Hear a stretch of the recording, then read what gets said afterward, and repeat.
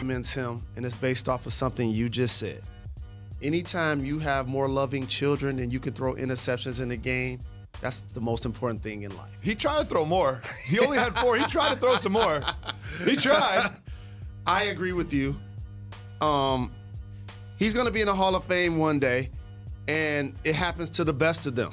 Eli Manning, who was in the same draft class, got benched for Daniel Jones, who trademarked Danny Dimes. Yep. Ben Roethlisberger's dealing with some injuries right now. Is basically probably going to miss the rest of the season. So as an older quarterback, we sometimes look at Tom Brady and we look at Drew Brees. Not fair. And we forget that they're the exception. It's not fair to look at those people. Rule. Yeah, it's not fair to just say, oh, Tom Brady did it. Oh, Vince Carter did it. It's not fair. Absolutely. And it's unfortunate really for their team because people continue to applaud the talent that they have on their roster. Yet the quarterback play this year, unlike a lot of previous years, is costing them an opportunity to meet their goals. Well, they have young talent at running back, young talent at wide receiver, young talent at tight end. They need young talent at quarterback. I think this will be the last year we see Phillip Rivers in a Chargers jersey. And I'm going to say this. I don't like to pile on. Oh, wait, I do like to pile on. Let's watch Phillip Rivers try to throw a block. Sometimes quarterbacks get out there and block. And sometimes it ends up looking like this. Look at Phillip Rivers leading the charge. Jalen Rose, if you put on shoulder pads and a helmet, could you throw a better block than that? Look at this. No. I've decided a long time ago, after 8th grade, I don't want to play a sport where human beings are as strong as they could possibly be, as much testosterone, as filled with as much testosterone as possible, running as fast as they can, hitting other individuals as hard as they can, and the play isn't over until the ball is down. Can I do another media thing and overreact? They won the game, but Patrick Mahomes didn't look the same. This Mahomes, this season, since he's been back, hasn't looked the same as last season. Am I taking it too far by saying that I'm a little concerned about Patrick Mahomes? Well, they don't have the balance that they used to have. I've been talking to you about this the entire season. Their run game doesn't fear anybody. No. Williams ran the ball well yesterday, but overall as a unit, it hasn't been something that scares the opponent. So now all of a sudden, you can key more on their pass game. Yep. And Tyreek Hill left the game with a hamstring injury. Travis Kelce still caught a touchdown. I still believe that Patrick Mahomes is an exciting and dynamic young quarterback. And I don't think that yesterday defines his season. I think he's going to still have those outstanding reigning MVP caliber games that you're looking forward to. I'm going to also say something else. Mexico City.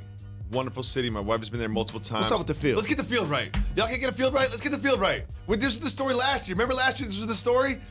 Like, y'all had 364 days to get the field right. Get the field right. But I got to say something else to the NFL, playing games in Europe in particular. The NFL is an American sport. Just own it. It ain't going to work. Yeah. It's an American sport. They're looking at the NBA like this is going international. It's like, no. It's not going to happen. And if you want to challenge me on this, I want you to tell me the best international players in the NFL, and then I'll tell you the 500 great NBA players that are international performers. One of the great NBA players played last night, and that is a gentleman by the name of Paul George. Did not get 30 points from him like they did in the previous 2 games, but they did get a game winner from PG. PG against the Thunder had 18 points, but those Los Angeles Clippers were again without a gentleman by the name of Kawhi Leonard. This is now because of a knee contusion. Contusion is a fancy word for a bruise. How concerned should Clippers be about Kawhi's health? After a firestorm of Kawhi missing a couple of games earlier in the season, I told you a couple of words that were going to be erased from the NBA lexicon. Rest and load management. If you're going to load manage him, you wouldn't sit him out in multiple games in a row, though. You see what I'm saying? Any time you're an athlete, you're going to have nicks and bruises. Anytime that you physically assert yourself, you're going to have things that are bothering you at some point of the season. That just comes with the territory. I agree with you, though. For him to miss 3 straight games while Paul George has returned does tell me something that may be a bigger issue for them down the line. Yeah. But let's not act like John Morant, who's been terrific this year, hasn't missed a game during load management. He did. And he's 19 years old. So did Kristaps.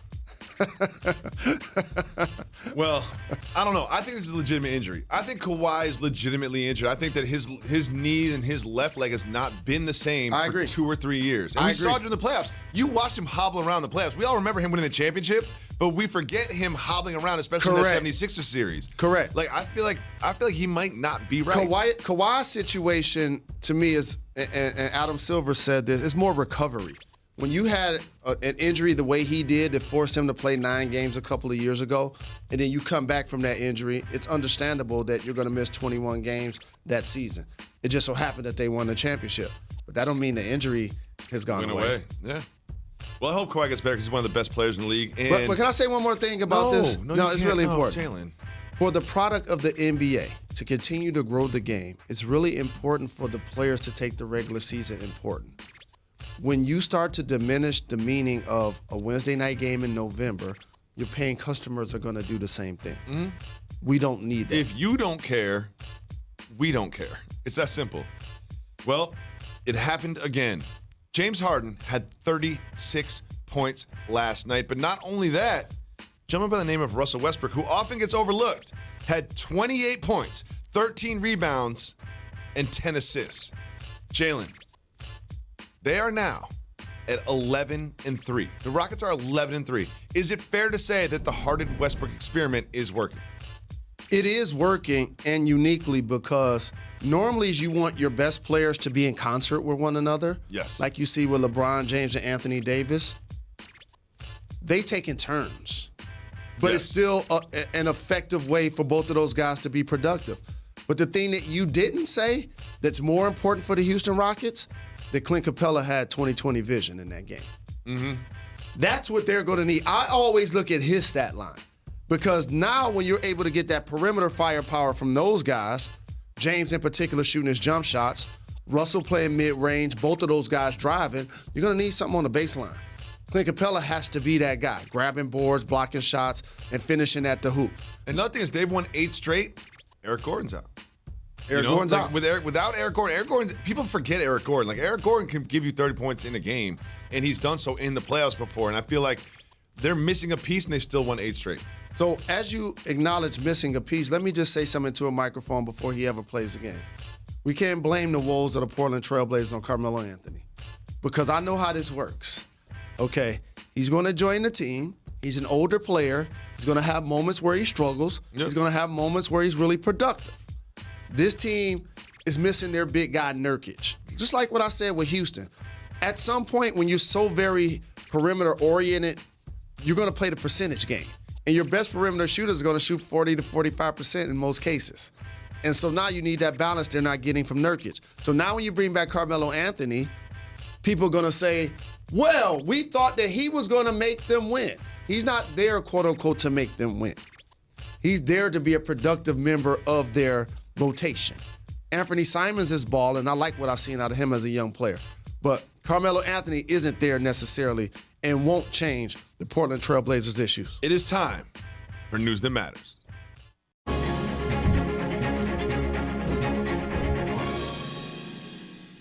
Jalen, with some very important news. A gentleman by the name of Dave Chappelle, one of the greatest to ever do it, was at Lakers practice. And I want you to take a look at what he was doing. Quinn Cook was giving him some pointers on a step back. See Quinn Cook giving a little step back pointers? What do you think, after watching this footage of Dave Chappelle at Lakers practice, practicing a step back, does Dave Chappelle have game? All I know is, you know you're an all-time great comic when I just see you on the screen and start smiling and laughing. Of course. Because you've given me so many great memories and jokes and classic skits. You know you are cool when you can wear a sleeveless button-up and still be cool. Like, he's like, you know what, what should I wear to Lakers practice? A sleeveless button-up, maybe some pants. Why not? And also, the step back didn't look good. But I will always remember this. Game. Blouses. I like what you did there. Always remember him for having game. Shout out to Quinn Cook playing quality minutes for the Lakers, too. I like Quinn Cook. I've always liked Quinn Cook when he was in the Warriors. Jalen Rose, Luka Doncic needs to be taken seriously. We'll tell you why right after this. Coming to you live from Pier 17 in the South Street Seaport District of Manhattan and brought to you by Chase. Welcome back to Jalen Jacoby, Jalen Rose.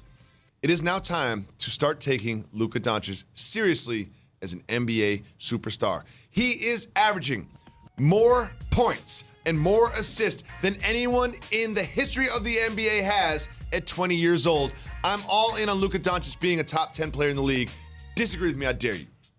I'm not disagreeing with you. And the thing that I appreciate, he plays in all phases. In this era of analytics, if you notice, yes, he'll shoot the three off the catch or off the dribble, in half quarter, in transition.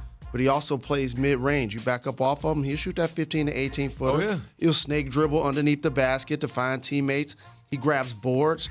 And he plays with a level of tenacity and with a chip on his shoulder that I appreciate for a player so very young. I know it may sound like a surprise, especially in the Western Conference for such a young player, but he's a definite all-star. Oh, for sure. Definite all-star. 6 triple-doubles this season, Jalen Rose. And you remember when he was coming out of the draft, you know what they called him? Unathletic. And he's just like, you know who else is unathletic? Larry Bird. You know, it's like I'm doing it. Like, well, you know who else is considered unathletic? Steve Nash, who also played in Dallas. When I see him and Kristaps play, and I'm pretty sure Mark Cuban probably feels the same way, it's almost like a version of Nash, but when he was in Phoenix, and Kristaps a version of Dirk when he was playing as an MVP. Except he has both of these guys pre-prime. Yes. Pre-prime. Yes. Kristaps is 24. Luka's 20. What an amazing dynamic duo they built in Dallas. 42 points yesterday, Jalen Rose. 42 points. Easy, though. It's easy work. It don't look like he's going hard for those. We will be watching Luka Doncic get triple-doubles in 10 years. I'm going to watch him play. It will be the year 2029, and we'll be watching Luka Doncic get triple-doubles in the NBA. He got a chance to average a triple-double. That's what Mark Cuban has with the Mavericks. I've said it before, I'm going to say it again. They will win a championship in the next 3 years. This team will win a championship in the next 3 years with Luka and Kristaps, and they will rebuild the pieces around them.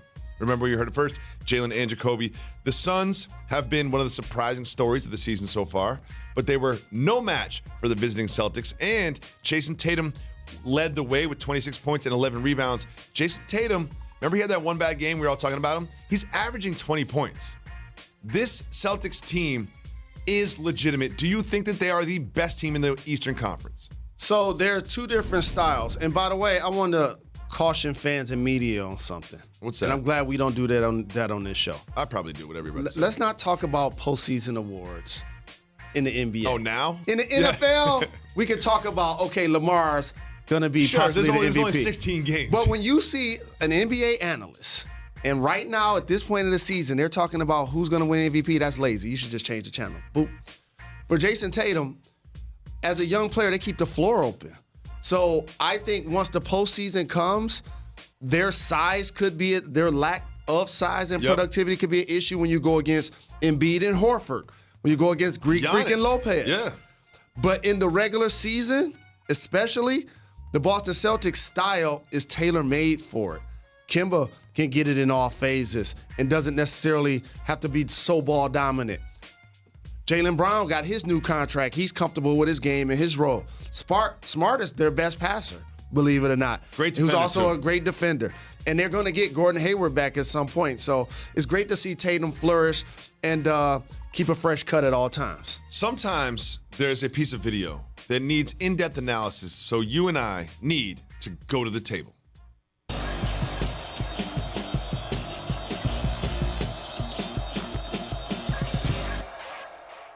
Samir Dowdy had 20 points last night against Colgate, but none were bigger than this three. I want you to watch these 3 points. Look at that. Cross, skirt, yanked it back. For Bruce Pearl, my guy, I like how he knew that it was good. He celebrated it before it went in. You know that if I could shoot in college, I would be doing things like that with my attitude.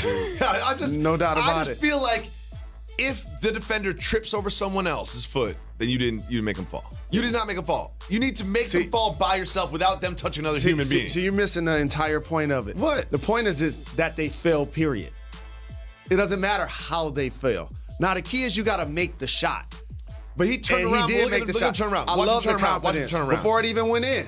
Look at him turn around before it went in. I love that confidence. I love it so very much. I love this piece of tape. We can do the rest of the show on this piece of tape, but then we wouldn't be able to celebrate what Karl Anthony Towns did last night. I'll tell you exactly what that is right after this. Thank you so much for tuning in to Jalen Jacoby on television, but the experience does not stop there. Make sure you subscribe and download our podcast anywhere you listen to podcasts, and follow us on various social media. And we have NBA action Wednesday night, starting with Draymond Green, the Warriors, going into Dallas and facing Luka Doncic. And then in the nightcap at 10 p.m., we have the Celtics going against the Clippers. Will Kawhi play? Who knows? Load management.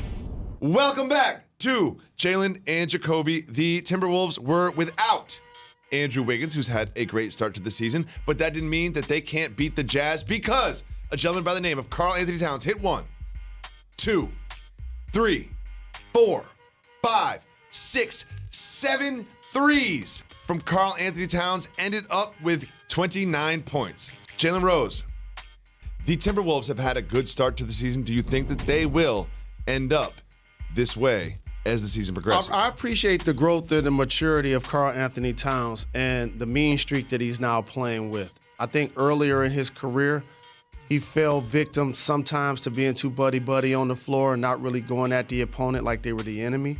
Now he's doing that. And seeing him play at Detroit up close and personal, and watching this game against Rudy Gobert, who's probably the best rim protector in the league. But against Karl Anthony Towns, you got to get out that zone. Let me tell you something, though. I can turn anything into a negative. If you're Karl Anthony Towns, you have 7 threes. How many points is that? 21. And you only end up with 29? Come on, man. Like, you got to get some points some other ways, too. But, like, in watching the game, though, you got to think about it like this. That now opens up driving lanes for other perimeter players. Wiggins is having a really good season. Mm-hmm. It's bringing Rudy Gobert away from the basket, which is Utah's calling card defensively. And anytime you could go to Utah and get a win against a team that's a projectile second-round playoff caliber team based on their talent, it says something for Minnesota and their growth. And when we talk about the lower part of the playoff picture in the West, they're starting to put themselves in that conversation. It's wide open. Jalen Rose, we went to the Nets game last night. Thank you so much. You invited me. I was your +1, as I am in many places. And I will say this. You asked me a question while we were sitting there that I had never heard before. It was very difficult to answer. What was that question? Who are the 2 best players on the floor? I couldn't even do it. It was the Nets against the Pacers. Kyrie was out. Victor Oladipo was out. KD's out. You said who are the best 2 players on the floor? Like, we ended up with like Dinwiddie and Sabonis is where we ended up. The Pacers did get a win, but we need Kyrie Irving back on the floor. He missed 2 straight games. He's got a shoulder problem. How much do you think this could linger for the Nets? Well, this is not good for the Nets because Karis LeVert is also out potentially the next 4 to 6 weeks. And when you sign Kyrie Irving and KD in the same offseason, understanding KD's going to miss the year, you at least want to grow, show a level of growth and build on what happened last year. Mm-hmm. The 42-40 team that was happy-go-lucky, dancing on the sideline, celebrating their success. Now they have expectations. I really like Dinwiddie as a player. For the Pacers, you got to get the Holiday brothers a lot of credit. They both scored 20-plus in the same game. So Indiana, that's a big-time role win. And people need to start putting some respect on Nate McMillan's name. They do. Doing a terrific job coaching that team. Danny Green did this on Monday night. It was after a free throw. LeBron got the ball, missed a 3. Danny Green dunked the ball, right? Impressive. He's known as a shooter and as a defender. He's now a champion. He won a championship with the Raptors. But then he followed up with this tweet. Wait till you see this.